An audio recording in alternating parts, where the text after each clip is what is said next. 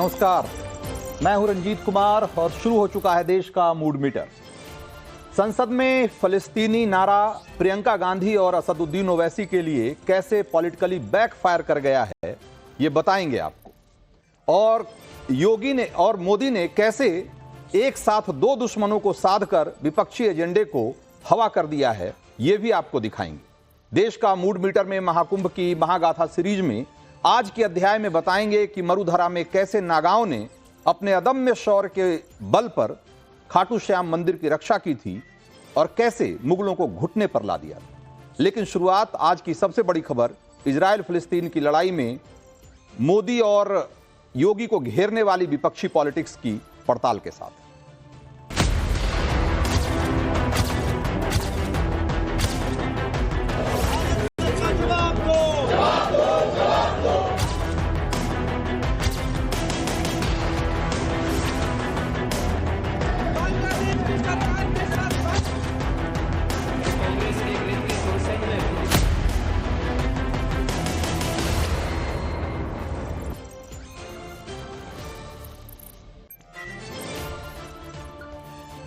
तो आज mood metre के इस सेगमेंट की शुरुआत कुछ सवालों के साथ।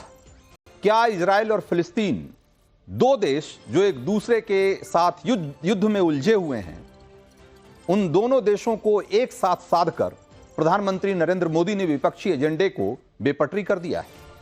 क्या असदुद्दीन ओवैसी और प्रियंका गांधी जैसे विपक्षी नेता मुस्लिम वोट बैंक साधने के लिए मोदी योगी सरकार को फिलिस्तीन का दुश्मन साबित करने में तुले हुए हैं? क्या इजराइल फिलिस्तीन की लड़ाई के बीच मोदी योगी को इजराइल का समर्थक बताना विपक्ष की सोची समझी चाल है? आज इन्हीं सवालों की पड़ताल करेंगे, लेकिन पहले यह समझिए कि ये सवाल सामने क्यों आए। दरअसल इसकी शुरुआत लोकसभा की नई सांसद प्रियंका गांधी की बसपा पॉलिटिक्स के साथ होती है। प्रियंका गांधी ने अपने बस्ते के जरिए एक राजनीतिक संदेश देने का जो ट्रेंड शुरू किया है। कल प्रियंका गांधी के कंधे पर जो बैग था, उस पर फिलिस्तीन की आजादी वाला संदेश था, जिसके जरिए प्रियंका ने मैसेज देने की कोशिश की कि इजराइल फिलिस्तीन पर बेइंतहा जुल्म कर रहा है। बैग पॉलिटिक्स की शुरुआत फिलिस्तीन के आजादी के नारे के साथ तो शुरुआत जरूर हुई इसकी, लेकिन जब प्रियंका को सत्ता पक्ष ने घेरा, सत्ता पक्ष ने सवाल उठाया कि प्रियंका बांग्लादेश में मुसीबत झेल रहे अल्पसंख्यक हिंदुओं की आवाज क्यों नहीं उठा रही, तो आज उसके जवाब में प्रियंका गांधी बांग्लादेश के अल्पसंख्यकों, हिंदुओं और ईसाइयों के पक्ष में नारे वाला बैग लेकर हम आपको दोनों ही तस्वीरें दिखा रहे हैं। आज की बांग्लादेश वाली तस्वीर देखकर सत्ता पक्ष अब यह आरोप लगा रहा है कि यह तो प्रियंका का बैलेंसिंग एक्ट भर है, यानी कि वो कल जो उन्होंने किया, अब वो डैमेज कंट्रोल करने की कोशिश कर रही हैं, एक संतुलन साधने की कोशिश कर रही। लेकिन सच तो यह है कि प्रियंका गांधी की पहली प्राथमिकता तो फिलिस्तीन ही। बहरहाल आज भी प्रियंका का फिलिस्तीनी मैसेज पॉलिटिकल दंगल के सेंटर में। इसीलिए आज यूपी की विधानसभा में जब बजट पर बोलने के लिए मुख्यमंत्री योगी आदित्यनाथ खड़े हुए, तो प्रियंका के कल के फिलिस्तीन वाले बैग पर ही चुटकी ली। सुनिए योगी को कि उन्होंने क्या कहा, फिर आगे की कहानी बताएंगे। कल कांग्रेस की एक नेत्री संसद में फिलिस्तीन का बैग लेकर घूम रही थी और हम यूपी के नौजवानों को इजराइल भेज रहे हैं। वहां पर यूपी के अब तक लगभग 5,600 से अधिक नौजवान इजराइल गए हैं निर्माण कार्य करने के लिए, और हर नौजवान रहने का फ्री, खाने का फ्री और 1.5 लाख रुपए उसको वहां पे अतिरिक्त मिल रहे हैं और पूरी सुरक्षा की गारंटी भी है। तो योगी ये बताना चाहते हैं कि प्रियंका ने मुस्लिम वोट साधने के लिए फिलिस्तीन का झंडा बुलंद किया, जबकि देश का फायदा तो इजराइल के साथ जाने में। फिलिस्तीन के मुद्दे पर प्रियंका को जहां से साथ मिलने की उम्मीद थी, आखिरकार सपोर्ट भी वहीं से मिला। संसद में फिलिस्तीन का नारा लगाने वाले ओवैसी ने बचाव में सोशल मीडिया पर क्या पोस्ट किया है, एक बार उसको भी जरा देखिए। ओवैसी लिखते हैं कि भारत सरकार खुद भारतीयों को सलाह दे रही है कि वे इजराइल की यात्रा पर न जाएं। यह तो भाजपा के राज्य और केंद्रीय सरकारों की नाकामी का ठोस सबूत है कि मजबूर गरीब लोग इजराइल जैसी जगह पर जाकर काम कर रहे हैं, उन्हें काम करना पड़ रहा है। अगर यहां रोजगार के अवसर होते तो कोई इजराइल मजदूरी करने क्यों जाता? योगी जितना चाहें उतनी इजराइल की भक्ति करने, लेकिन अभी भी भारत को सबसे ज्यादा रेमिटेंस अरब देशों से ही आता है। तो रेमिटेंस अंग्रेजी का शब्द है जिसका मतलब यह है कि किसी दूसरे देश में रह रहे व्यक्ति जब अपने देश में पैसा भेजता है तो उसे रेमिटेंस कहते हैं। और रेमिटेंस को लेकर ओवैसी के दावे में कोई गड़बड़ी नहीं है। यह फैक्ट है कि जितना पैसा अरब देशों से भारत आता है या अरब देशों में काम कर रहे भारतीय यहां भेजते हैं, अपने घर भेजते हैं, उसके आगे इजराइल में काम कर रहे भारतीयों की तरफ से भेजा गया पैसा कुछ भी नहीं है। लेकिन जैसा कि मैंने आपको पहले बताया कि यहां बात रेमिटेंस की है ही नहीं। यहां बात यह नहीं है कि कितने भारतीय इजराइल जाकर कितना कमा रहे हैं। यहां बात यह है कि किस देश से दोस्ती भारत के हित में है। और आज मिडिल ईस्ट में जिस तरह की लड़ाई चल रही है उसमें भारत का पक्ष क्या होना चाहिए और भारत की भूमिका क्या होनी चाहिए। यहां बात यह है कि इजराइल बनाम फिलिस्तीन की लड़ाई में मोदी सरकार को इजराइल के खेमे में बताकर एक खास राजनीतिक एजेंडा सेट किया जा रहा है। और में प्रियंका भी लगी हुई हैं और ओवैसी भी लगे हुए हैं। लेकिन विपक्ष का यह आरोप फर्जी कैसे है उसकी सच्चाई भी मैं आपको दिखाऊंगा। लेकिन पहले यह समझिए कि इजराइल के साथ भारत की दोस्ती के मायने क्या है और यह हमारी तरक्की और हमारी सुरक्षा के लिए कितना महत्वपूर्ण है। तो सबसे पहले तो यह जानिए कि इजराइल की तरफ से दोस्ती का हाथ बढ़ाने वाले नरेंद्र मोदी भारत के कोई पहले प्रधानमंत्री नहीं है। भारत इजराइल के कूटनीतिक रिश्तों की शुरुआत साल 1992 में ही हो गई थी और तब प्रियंका गांधी की ही पार्टी कांग्रेस सत्ता में थी और पीवी नरसिम्हा राव पीएम हुआ करते थे। आरोप यह लगता है कि मुस्लिम वोट बैंक साधने के लिए एक लंबे अरसे तक कांग्रेस की अलग अलग सरकारों ने आंख बंद करके फिलिस्तीन का झंडा बुलंद किया। लेकिन राव ने इजराइल की अहमियत समझी और 1992 में भारत इजराइल के बीच $200 मिलियन का व्यापार हुआ था और आज वो बढ़कर $10.77 बिलियन हो चुका है। उसमें भी भारत इजराइल को 8 या यूं कहें कि $8.5 बिलियन का निर्यात करता है और इजराइल से करीब $2.25 बिलियन का आयात करता है। एशिया में भारत इजराइल का दूसरा सबसे बड़ा ट्रेड पार्टनर है। लेकिन भारत इजराइल के बीच संबंधों को आप सिर्फ आयात निर्यात और ट्रेड के आंकड़ों में देखेंगे तो पिक्चर शायद क्लियर नहीं होगी। दरअसल दुनिया में सबसे तेजी से जो नई टेक्नोलॉजी आती है और जो देश उसे विकसित करते हैं उन देशों में इजराइल अव्वल है। चाहे वो वाटर ट्रीटमेंट की नई टेक्नोलॉजी हो या फिर गोला बारूद बनाने की या नए हथियार बनाने की। और भारत के लिए यही ये दोस्ती बहुत जरूरी भी हो जाती है और फायदे वाली भी। याद कीजिए कि जब साल 2017 में पीएम मोदी इजराइल गए थे तो इजरायली पीएम नेतन्याहू उन्हें डिसैलिनेशन यानी कि खारे पानी को पीने योग्य पानी में बदलने वाली जो तकनीक होती है जिसको डिसैलिनेशन कहते हैं उस प्लांट में लेकर गए थे। और आप में से कम लोग जानते होंगे कि उन्नत तकनीक से पानी साफ करने वाली इजरायली कंपनियों ने अपने देश में तमिलनाडु से लेकर और पश्चिम बंगाल तक कई डिसैलिनेशन प्लांट लगाए हैं उन्होंने। और भारत जैसे देश में जहां पर कि कई राज्यों में और कई बड़े शहरों में समंदर के किनारे होने के बावजूद मसलन चेन्नई में पानी की जबरदस्त कमी होती, तो ऐसे में इजरायली तकनीक से जो डिसैलिनेशन प्लांट यहां लगाए गए हैं वो पानी की कमी दूर करने में बहुत बहुत मदद करने वाले। लेकिन ये रिश्ता यहीं तक सीमित नहीं है। डिफेंस के मामले में देखेंगे तो पाएंगे कि आज हमारे कमांडो जो टैबोर TAR-21 असॉल्ट राइफल इस्तेमाल करते हैं वो भी इजरायली है। B-300 anti tank rocket launcher से लेकर और भारतीय वायुसेना की आंख कान नाक बन चुका जो अवाक्स तकनीक है वो भी इजराइल से हम मंगाते हैं। भारतीय नेवी के पास जो बराक 8 तकनीक का लॉन्ग रेंज वाला सरफेस टू एयर मिसाइल है वो भी इजरायली सिस्टम पर ही आधारित है। भारतीय सेना के पास जो spike anti tank guided missile है वो भी इजराइल से आता है। और आप में से कुछ लोग ये भी जानते होंगे कि बालाकोट में जब भारतीय वायुसेना ने एयर स्ट्राइक किया था तो वहां आतंकियों का काल इजरायली स्पाइस 2000 बम ही बना था। एक और कहानी आपको सुनाता हूं जिससे आप ये समझेंगे कि मुसीबत के वक्त में भारत के साथ बगैर किसी शर्त के साथ खड़ा रहने वाला देश इजरायल ही है। जब कारगिल की लड़ाई में चोटियों पर बैठे पाकिस्तानी हमारे सैनिकों को निशाना बना रहे थे तो भारत के पास उनका जवाब देने के लिए सिर्फ बोफोर्स तोप थी जो चोटियों पर निशाना बना रही थी, लेकिन दुश्मन के बंकर पर सटीक हमला करने में बहुत मुश्किलें आ रही थी। चुनौती की इस घड़ी में दोस्त इजरायल भारत के साथ आया और उसने लेजर गाइडेड बमों के लिए लाइटनिंग पॉड की तत्काल भारत को सप्लाई की और इन पॉड को इजरायली इंजीनियरों की मदद से भारत के मिराज 2000 फाइटर जेट में लगाया गया और इसके बाद भारतीय वायुसेना के शेरों ने पाकिस्तानी सैनिकों के ठिकानों को चुन चुन कर तबाह किया था।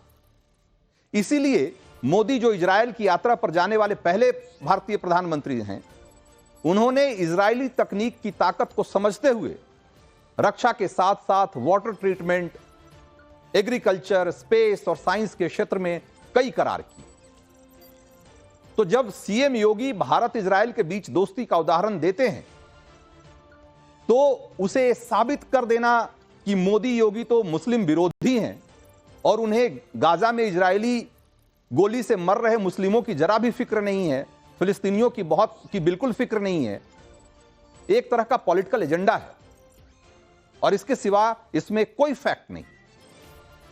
जहां तक फिलिस्तीन में जान माल की हिफाजत की बात है, वहां भारत का स्टैंड, मोदी सरकार का स्टैंड शुरू से ही बिल्कुल स्पष्ट रहा है। गाजा में शांति स्थापित करने के लिए हर मुमकिन कोशिश होनी चाहिए और भारत उसका हामी रहा है, लेकिन इसका मतलब यह भी नहीं है कि गाजा में छिपे हमास के आतंकी इजरायल में घुसकर खून खराबा करें और हम सिर्फ शांति की वकालत करते रह जाएं। मोदी सरकार को यह भी मंजूर नहीं। इसीलिए हम पार्टनर इजरायल के साथ हैं और फिलिस्तीन में शांति के भी साथ। हाल ही में भारत ने संयुक्त राष्ट्र में इजरायल के खिलाफ वोटिंग भी की थी। संयुक्त राष्ट्र महासभा में भारत ने इजरायल के खिलाफ और यूएनजीए के उस प्रस्ताव के पक्ष में मतदान किया जिसमें पूर्वी यरूशलेम समेत 1967 से कब्जाए गए दूसरे फिलिस्तीनी क्षेत्र में इजरायल को एक तरीके से वहां से दखल हटाने का आह्वान किया गया था। मोदी सरकार ने स्पष्ट कर दिया है कि वो फिलिस्तीन में इजरायल के अवैध कब्जे के भी खिलाफ हैं, लेकिन साथ ही गाजा और फिलिस्तीन की तरफ से जो आतंकी गतिविधियां होती है वो उसके भी खिलाफ। अब इस कहानी की लास्ट तस्वीर समझिए। दो महत्वपूर्ण बातें, वोट हित और राष्ट्रहित। मोदी राष्ट्रहित में इजरायल के साथ दोस्ती को मजबूत कर रहे हैं क्योंकि हमें वहां से तकनीक की ताकत मिलती है, जबकि आरोप है कि यह वोट हित में। मुस्लिम वोटों को साधने की नीयत से प्रियंका और ओवैसी जैसे नेता फिलिस्तीन का झंडा बुलंद कर रहे हैं, यह साफ साफ दिखाई देता है। प्रियंका जो कर रही हैं उसके पीछे उनकी वोट पॉलिटिक्स है। वो मजबूरी है जो इस देश में, इस देश की एक तरीके से फॉरेन पॉलिसी को भी एक वोट पाने के हथियार के तौर पर इस्तेमाल करती है। जबकि प्रधानमंत्री मोदी इजरायल और फिलिस्तीन दोनों पर एक बैलेंस्ड अप्रोच लेकर, एक संतुलित स्टैंड लेकर उन्होंने इस देश के, या यूं कहें कि इस देश के जो हित हैं, जो हमारे राष्ट्रीय हित हैं, उसको सर्वोपरि रखने का काम किया है। तो देश का मूड मीटर में वक्त है महाकुंभ की महागाथा सीरीज के अगले अध्याय का और आपको यह बताने का कि कैसे मरुधरा में अपने से 4 गुना बड़ी मुगल सेना को नागा सूरवीरों ने हरा दिया था।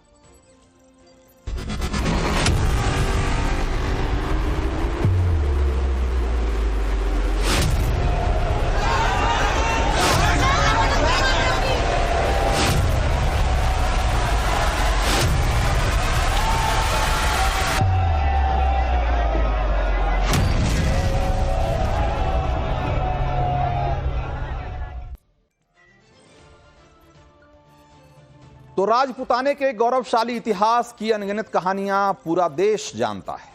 राणा सांगा से लेकर महाराणा प्रताप तक एक से बढ़कर एक राजपूत महायोद्धा और उसी तरह उनके शौर्य की रोमांचित करने वाली गाथाएं। इन गाथाओं में नागा साधुओं का भी वो अनजाना इतिहास शामिल है जिसकी जानकारी देश को नहीं के बराबर।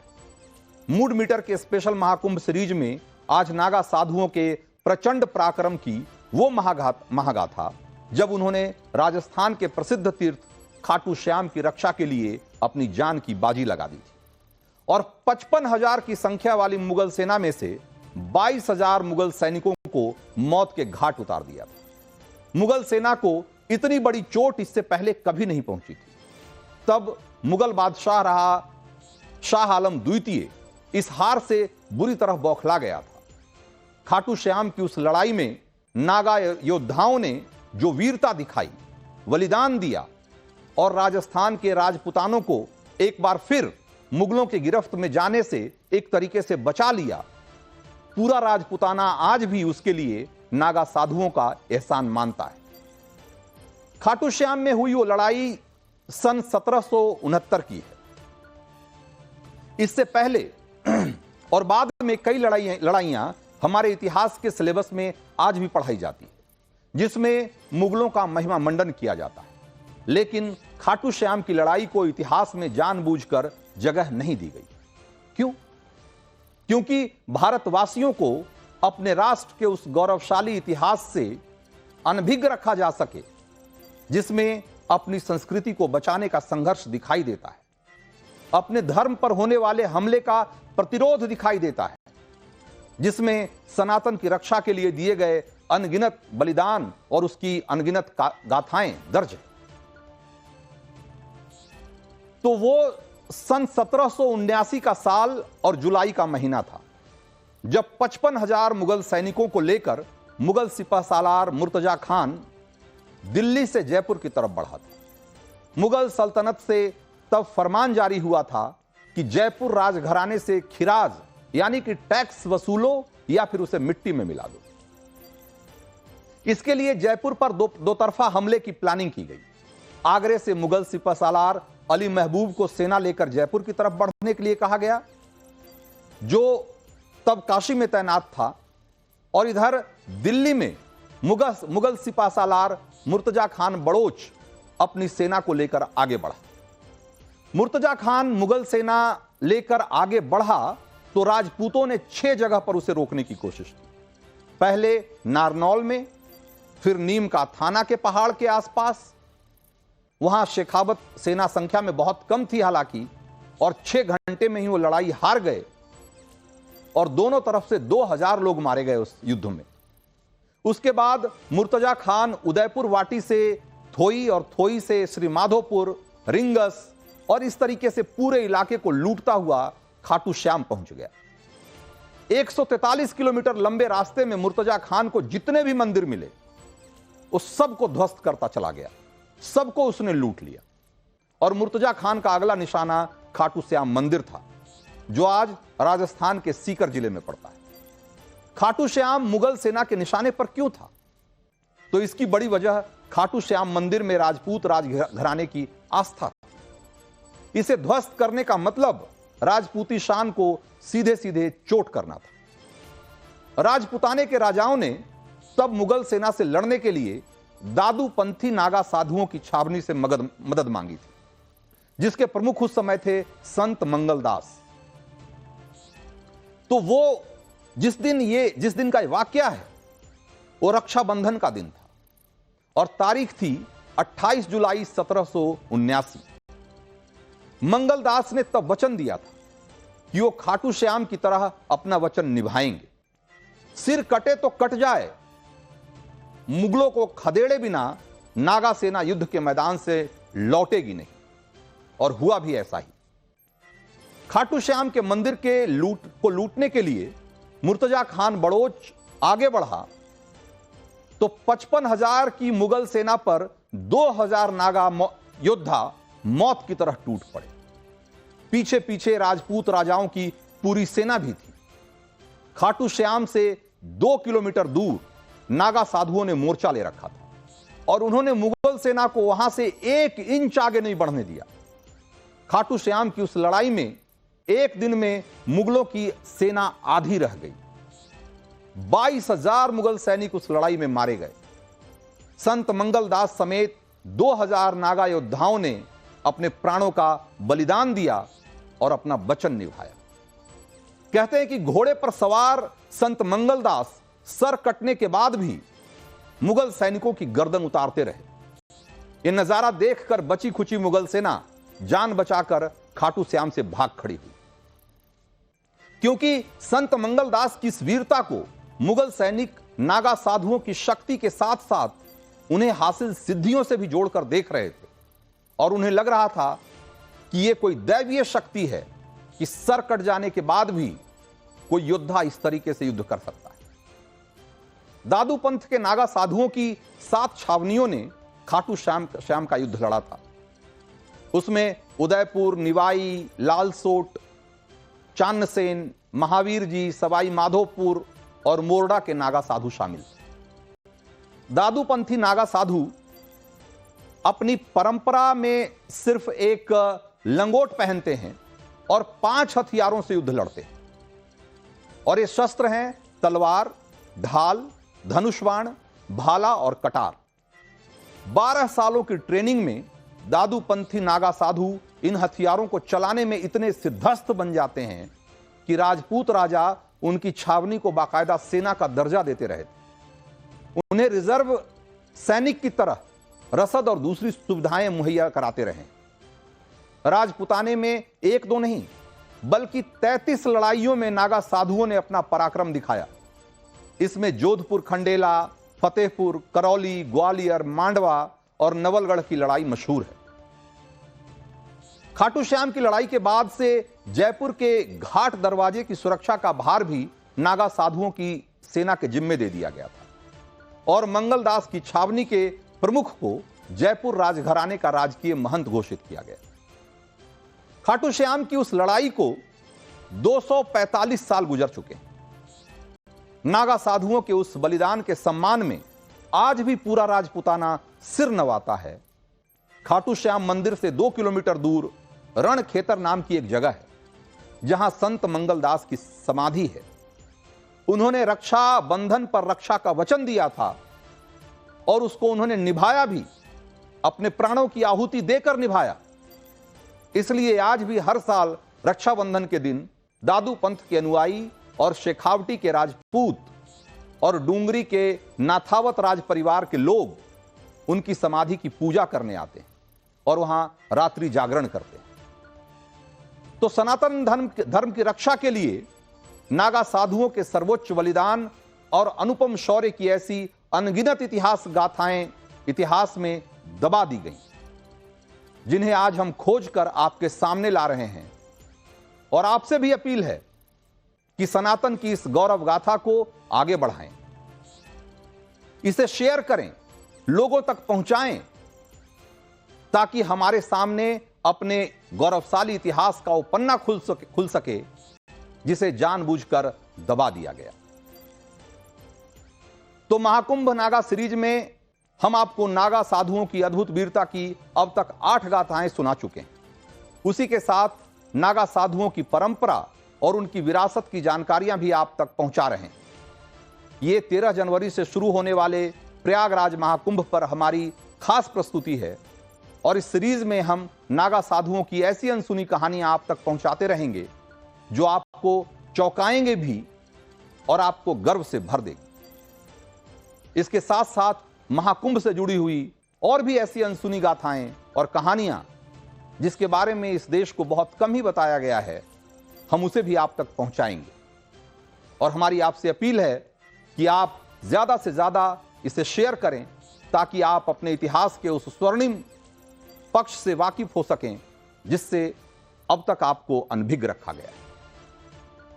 तो देश का मूड मीटर में आज वक्त इतना ही है। मुझे दीजिए इजाजत। ब्रेक के उस पार बिग एंड बोल्ड।